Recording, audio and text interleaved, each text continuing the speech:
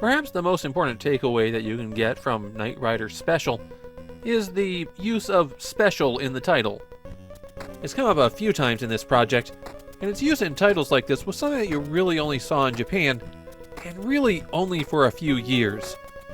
Basically, when you saw special in a game's title, it meant that the game was an enhanced remake. Maybe to a new platform, maybe with some new features, maybe with some tweaks to the game. This is actually going to come up quite a bit in the PC Engine's library, since it was around at the peak of this usage. So what makes Knight Rider Special special? It's based on the Famicom game Knight Rider. Hackin' Video released that in 1988, and if you don't remember it, I'm not surprised because the game is utterly forgettable. Knight Rider Special is a significant reworking of that game. It's so different that it doesn't even feel like the same game. They're both driving games involving vehicular combat, but the more you look at the details, the more different they obviously are. Knight Rider was a shadowy flight into the dangerous world of a man who does not exist. Michael Knight, a young loner on a crusade to champion the cause of the innocent, the helpless, the powerless, in a world of criminals who operate above the law. Also, he drove a talking car. Knight Rider was a short-lived television series from the early 80s, but thanks to reruns, even in 1989 there was some fondness for it. The concept of the game has you driving the Knight 2000, the talking Trans Am that was the centerpiece of the television show. And you better believe they included voice samples. If you ever wanted to know what KITT sounded like in Japanese, here you go. On every stage you're trying to stop some criminal, and that consists of racing through checkpoints on roads until you reach the end, at which point you'll switch to a different road where it's just the criminal out there with you, and you have to shoot them until their car explodes. Driving KITT's a little bit unusual compared to other racing games. You have to press up and down to set the speed, and once the speed is set, it will stay locked in, basically operating on cruise control. If you go off-road for some reason, then that will reduce your speed. And of course, crashing or spinning out will get you back to zero. Pressing button 2 will fire your weapon, and button 1 will activate the turbo, which will get you up to speed, but also launch you into the air. Generally speaking, you don't want to do that. The roads in the game just curve too much to make that work. Pretty much every car on the road is trying to kill you, so there's no harm in trying to kill them first. Though destroying other cars isn't quite as straightforward as it could be. Other cars on the road tend to pace you, staying just out of the reach of your weapons. And then after about 10 seconds of this, they fall back and you can start hitting them.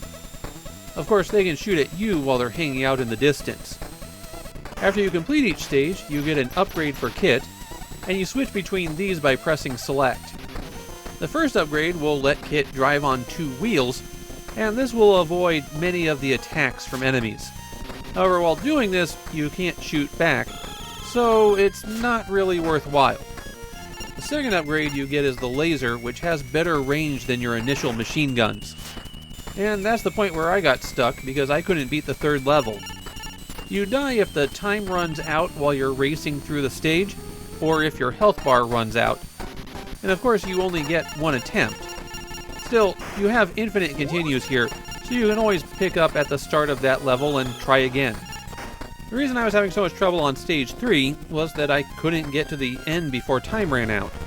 The end of the stage is a series of hairpin turns. If you take them too fast, you spin out, but taking them at a safe speed doesn't leave you enough time to reach the end of the stage. In this case, I'm positive it was just a matter of figuring out the trick to maintain speed, but it is the point where the game starts becoming really difficult.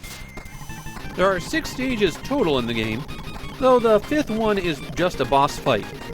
And speaking of those boss fights, some of them take place in off-road areas. And that turns out to not work very well because you're still bounded by a road even though you can't see it.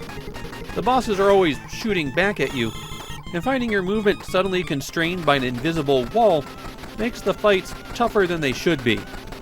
Besides the other cars on the road, you'll encounter planes and helicopters that will bomb you. Plus, sometimes there's just rocks in the middle of the street. Why they're there, I don't know, but they're hard to avoid. There's one thing that every Japanese player who remembers Knight Rider Special says. I'm glad they included the theme song. And that's the only positive thing they have to say. I will give Knight Rider Special this: it's better than the Famicom game. The Famicom game was bad. This is just mediocre. It does have some clever touches to it. Like on the later stages, it does integrate the gameplay and story a bit. And they are delivering you on a better Knight Rider experience than really any other video game out there. I don't care for the control scheme where you set your speed. I wish jumping was more integrated as a game mechanic, and that the driving would feel better. As it is, Knight Rider Special is more interesting as a bit of trivia than a video game. Did you know that there was a unique Knight Rider game released only in Japan? Well, there you go. Just don't bother playing it, because the only thing waiting for you there is disappointment.